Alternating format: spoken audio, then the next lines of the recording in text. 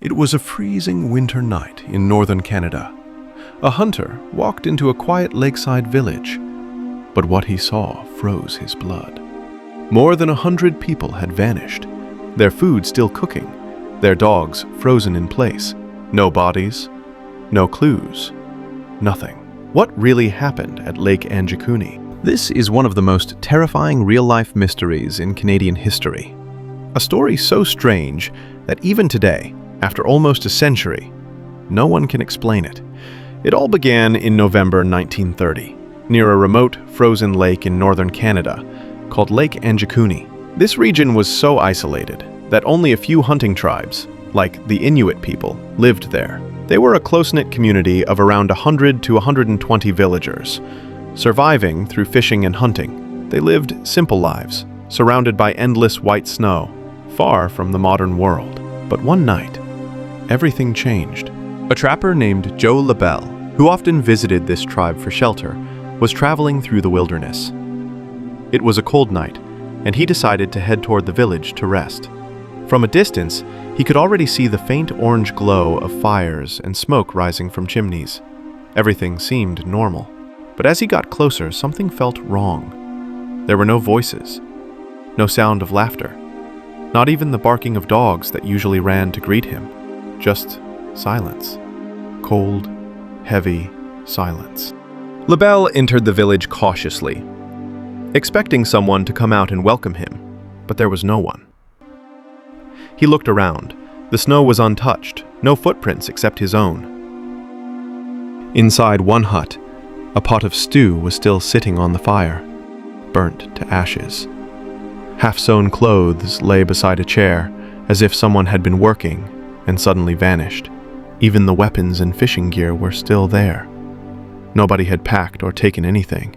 And then, he saw something even more disturbing.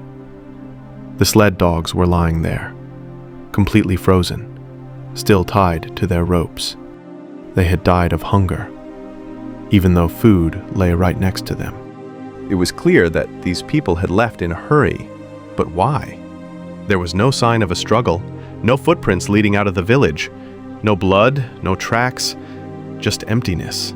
Labelle searched every tent, every hut, and that's when he found something that sent chills down his spine. A freshly dug grave with no body inside. Someone had started digging it and then stopped midway. He realized he wasn't just looking at an empty village. He was standing in the middle of a nightmare. Panicking, Labelle rushed to the nearest telegraph station, many miles away, and reported what he saw to the Royal Canadian Mounted Police. Within days, officers arrived at the scene. At first, they thought maybe it was an attack, perhaps another tribe or wild animals, but there were no signs of violence. If people had run away, where were their footprints? If they had been taken, who could drag away 100 people without leaving a trace? Even the boats near the frozen lake were untouched, pulled up safely on the shore. The ice on the lake was completely solid. No sign that anyone fell in or tried to escape across it. The police began searching the surrounding area. They found no human remains, no clothing, no scattered belongings, nothing that could explain what had happened. The fire in some huts had still been burning when Joe first arrived, which meant the villagers had vanished only hours before he reached there. Every theory collapsed under its own weight. Some said maybe they were kidnapped. Others said maybe they migrated somewhere else. But one fact was undeniable. Their dogs were still tied up, and food was left cooking. No one leaves like that voluntarily. Weeks passed. Search parties covered every inch of the snow. Eventually, the case was marked unsolved and quietly closed.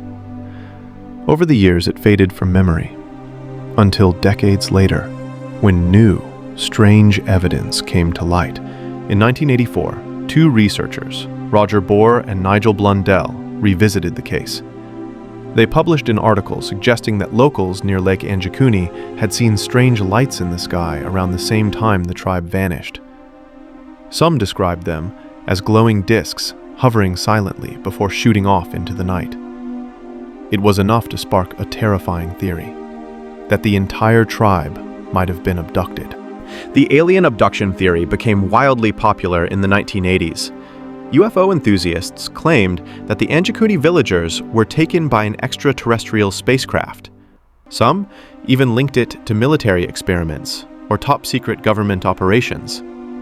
But none of these claims were ever proven. Skeptics argued that the story had been exaggerated over time, that maybe the disappearance was smaller than reported, or even a mix of rumors spread by travelers. But still, there's one thing that skeptics couldn't explain: the complete lack of human tracks. In fresh snow, footprints don't last more than a few hours before being covered again. So, if the entire tribe left together, how did they vanish without leaving a single mark? Modern researchers have tried to dig deeper. Some suggest a natural disaster, maybe an ice collapse or a sudden blizzard forced them to flee. But then again, if that were true, why didn't they take their dogs or supplies? Others think it could have been mass migration. Perhaps the tribe was starving and went searching for food elsewhere. But the mystery remains. Where are their descendants? No nearby tribe has ever claimed to be related to the Anjikuni people. Even the Canadian Police Archives still list the case as unsolved, unexplained disappearance. Almost 100 years later, Lake Anjikuni remains one of the coldest mysteries on Earth, a place frozen in time, surrounded by endless snow and unanswered questions. What could erase an entire community overnight? Was it nature? Something human? Or something far beyond our understanding? The only thing we know for sure is that somewhere, deep beneath the silence of that frozen lake, the truth still waits to be found. Thanks for watching. I hope you found this video both informative and enjoyable. If you did, make sure to share your thoughts in the comments. Subscribe for more amazing content, and I'll see you in the next video.